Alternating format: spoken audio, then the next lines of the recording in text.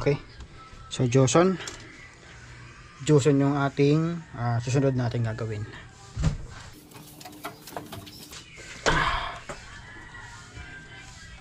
Yan. Joson Saturn. Ang issue nito, nagdikit daw yung wire. Ibig sabihin na nagdikit yung dalawang terminal ng wire papuntang speaker or galing speaker, kaya daw umusok tong amplifier niya. Hindi ko na siya guys ipa-plug in kasi mayroon na daw nag-check nito, kaya lang hindi sila nagkasundo sa presyo. So sabi umusok, so di natin ipa-plug in. Buksan natin diretso.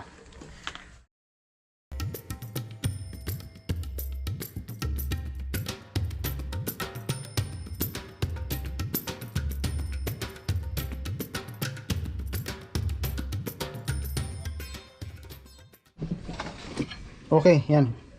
So ito na yung board guys ng Saturn. Joson Saturn. Yan. So yan, ginalas ko na diretso para makita natin yung para makalas yung board. So yan, ito yung sunog niya guys, oh. So itong side na ito ang sunog. Yan. Tusta nga. Sunog nga.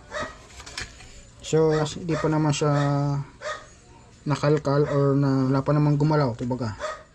Tingnan na naman ng aso Okay, ayan, sunog nga yung board, pati yata yung mylar sunog. Yan. Tapos driver, wasak din yung driver, pati yung base resistor, tosta rin. Fuse, buo yung fuse. Sa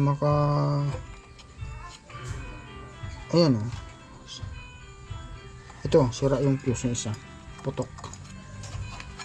Okay, so pull out muna natin guys yung mga suro.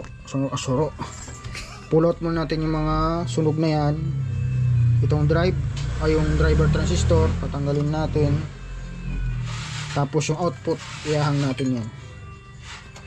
Tapos saka natin malalaman kung ilan ang sira at kung ano ng mga sira. So malamang may output, mayroon tayong mayroon yan sira. Okay, pati mga emitter resistor. Yan. Okay. So testing natin muna yung output muna guys. Yan, na-pull out ko yung ilan sa mga sunog dyan at yung driver kasama yung mga resistor. Yan. Check muna natin yung output. So yung apat na yan, i-check natin kung ilan ang sira. Yan, medyo lobat lang ang aking tester.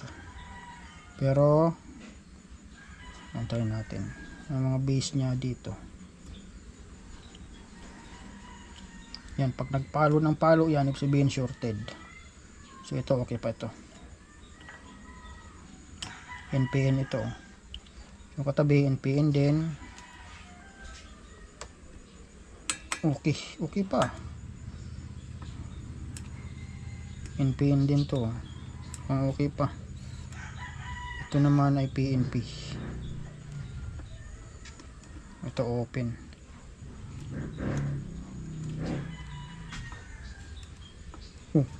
Buo din.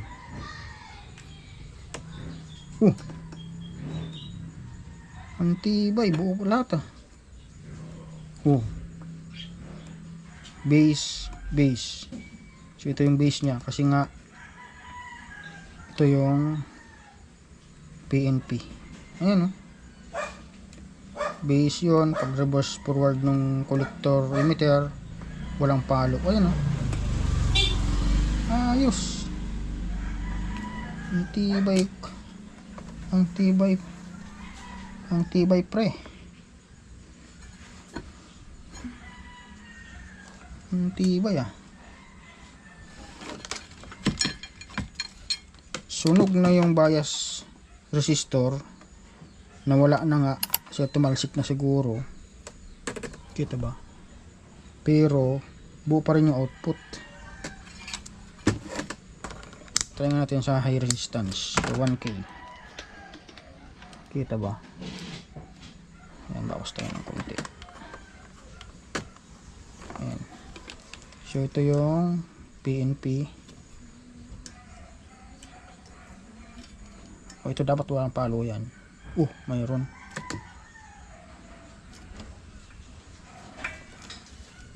May leak yata itong isa na ito. Ito.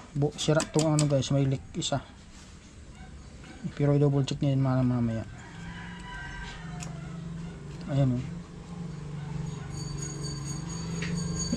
buo talaga yung tatlo. Ito lang yung may issue.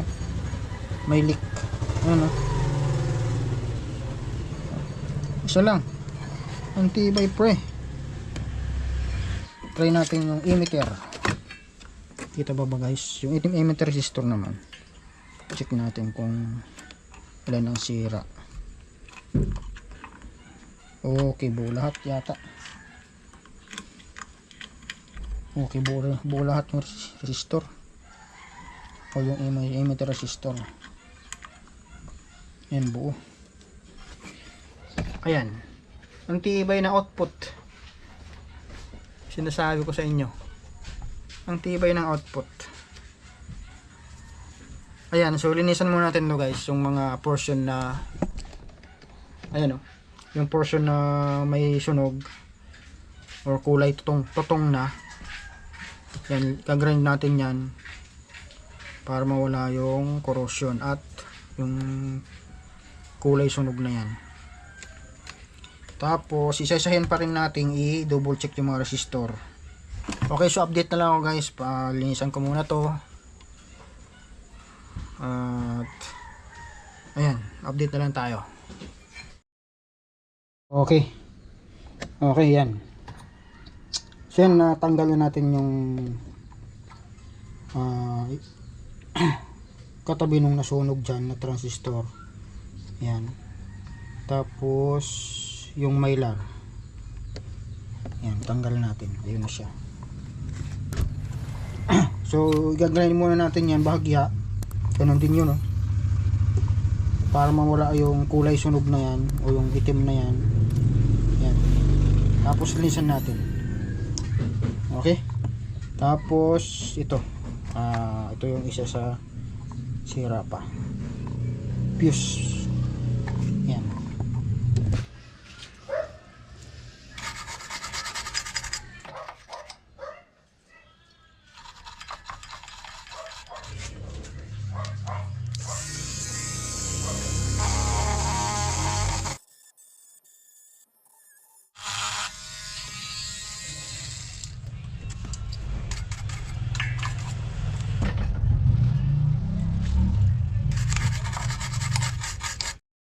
Shoutout pala sa unang nagtingin nito or nag-check.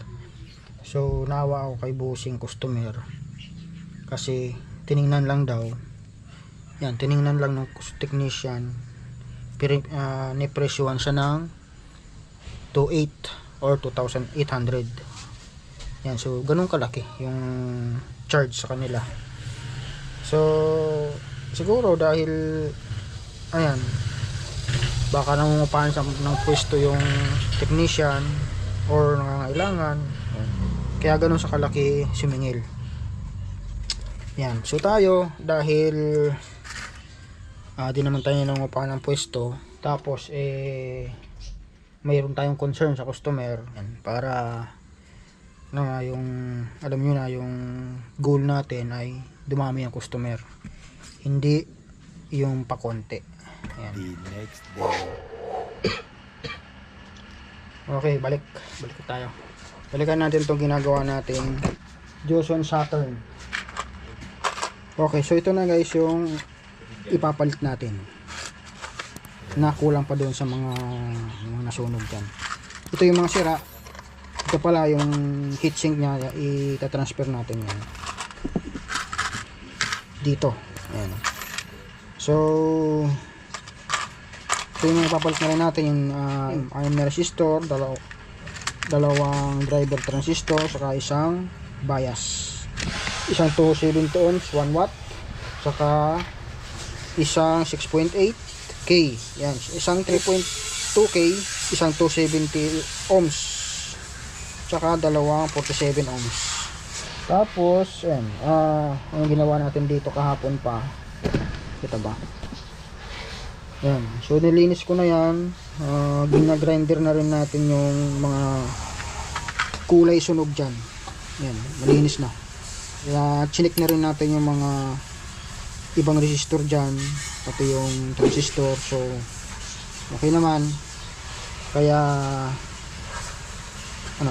yun na lang, babalik na lang natin sa mga hinang yan, tapos nakahang pa yung iba, tapos kabit natin yung mga ipapalit.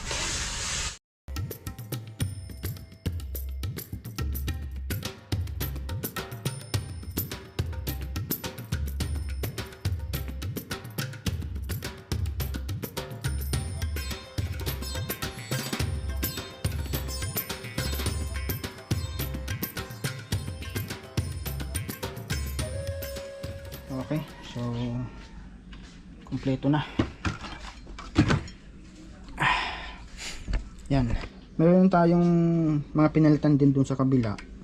Atin kasi may mga kalawang na rin, yung 330 ohms, 270 ohms. Yan, so pinalitan na rin natin.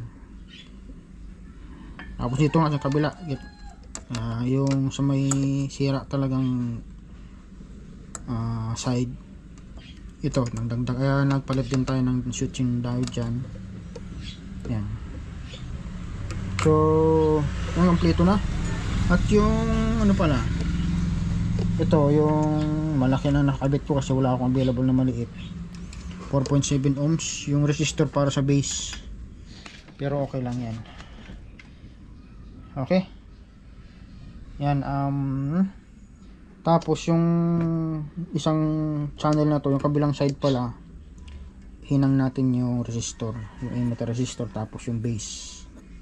Kasi mamaya pag plug in natin, pagkukumparahan natin ng bias, kasi i-repair natin yung kabila.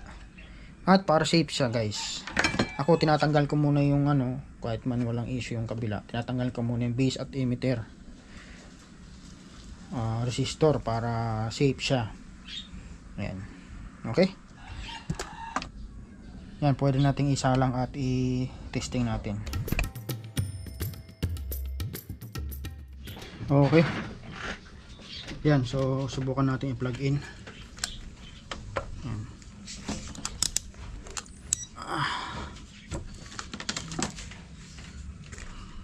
Ayan, okay. Yan, so plug in. So abangan nga natin kung may DC out yung speaker output nya or doon sa emitter resistor.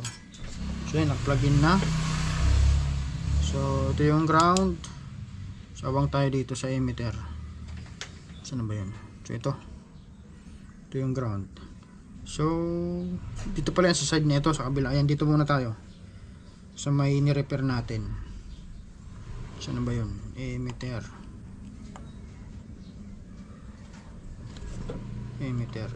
nasan yung emitter?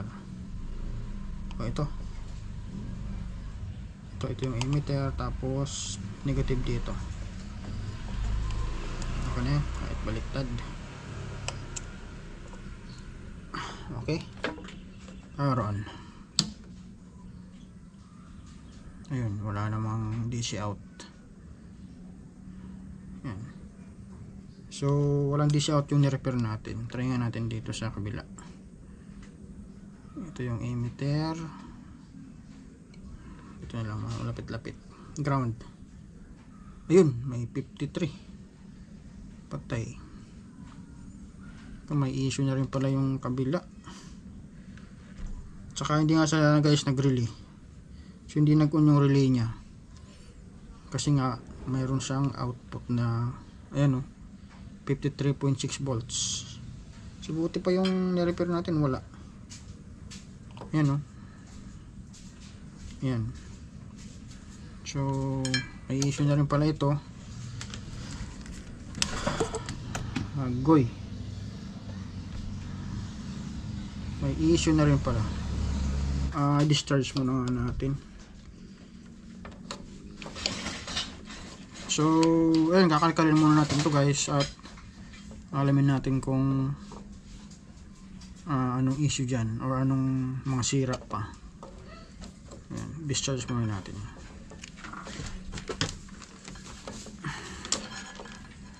Natin kung may laman pa yung capacitor.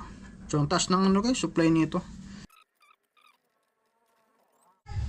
Yan, okay na yan. Okay. So, update lang tayo. So, ito mayroon akong nakita guys na leak. So, yung part number niya ay A970. Yan. So, isang PNP na switch and transistor. Pagkita ko lang sa inyo. So, ito guys, pagka leak, hindi sa gano'ng nakikita sa times 1K. So, kailangan yung tester nyo mayroong 100K or 10K. Yan, kasi para mas makita natin yung leak. So ito, kunting-kunti lang yung palo niya pero mataas ang resistance noon. So yun nga, leak na siya. Yan, naka-range tayo ng times 10.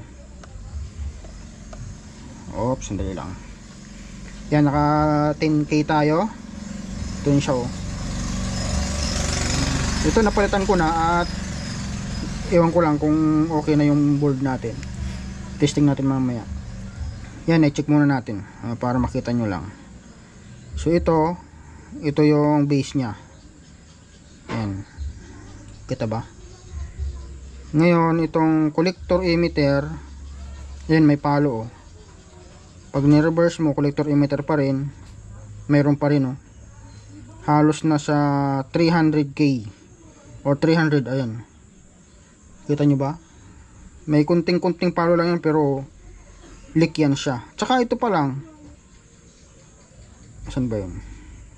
O ito pa lang, leak na yan, oh. Leak na yan siya, base collector. Collector emitter pala. Yan, oh. So kung sa times 1K, hindi mo yun sa gaano makikita, kala mo okay. Ayan, oh. Ay, mayroon din pala, oh. Pero pag ni-reverse mo yon, di mo sa walang isang palo, oh.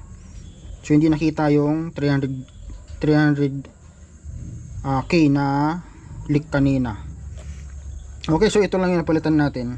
Nadagdag pa ito doon sa pinalitan natin.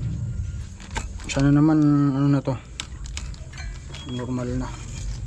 So abangan natin kung mag-relay at yung titinest natin na yung DC out. So abangan din natin yun. Ayan, siguro kita. So 200 ohms, 200 volts. Yun siya guys, yung 970 A970. At pinalitan ko na at nilinisan na rin natin yan. So yan, naka-plug in na. At ito na yung ito na yung emitter or yung pinaka speaker out, tapos ground. So dyan yung may 54 something kanina, 53 something. So power on. Ayun, meron pa rin kunti, parang basa pa yata ito. Ayun, nag-relay na siya, oh. Wala na sa ganso, nawala. Okay na. So yun na yung 53 something kanina. Try natin yung kabila. Yung kabila, ayun, wala na sila parehas.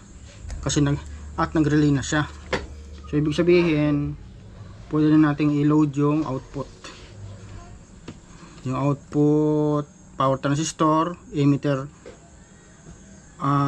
resistor at base resistor. Yan. So try nga natin yung ano niya.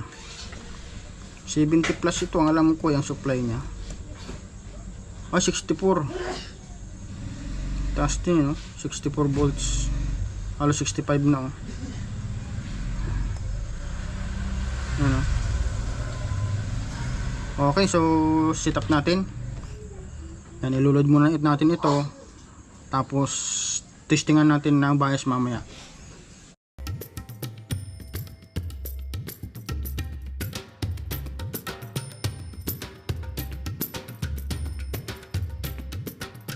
Okay. So yun, na-plasteran natin. Okay, so sukatan natin ng bias voltage per channel. So NPN at PNP per channel. Yan. 20 volts DC. Power on. Ayun. Okay, yung test point natin doon na lang sa emitter resistor tsaka sa base resistor. So dito muna tayo sa NPN. So ayan, negative 48. So doon tayo sa NPN dito sa side na ito. Okay, 4.42. Swak pa. Pasok pa rin sa requirements. Dito naman sa NPN ulit ay PNP pala. Dito sa PNP isang channel. Okay, negative 48 positive 48.48. okay, doon sa dulo mag-isa na lang. Ayun, okay, pasok. Kulang na lang ng sound check. Yan, The next testing natin yung Dewson. Kasi kagabi di na natin na testing kasi ano kabina at maingay. Okay, yan, nakabitan natin ng speaker. Plug in, power on, tayo mag-relay. Yun, success. At bluetooth natin, yan, bluetooth. Okay, okay, so testing natin.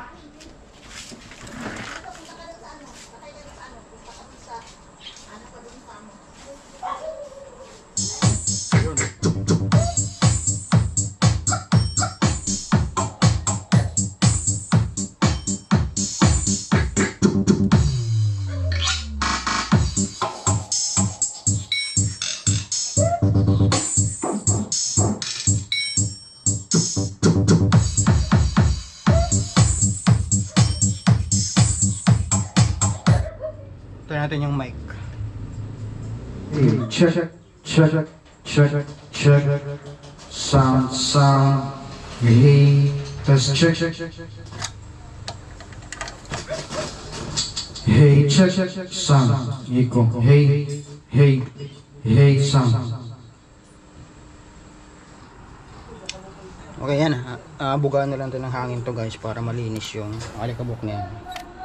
Ang brush tapos yan, pwede na. Takpan na lang natin.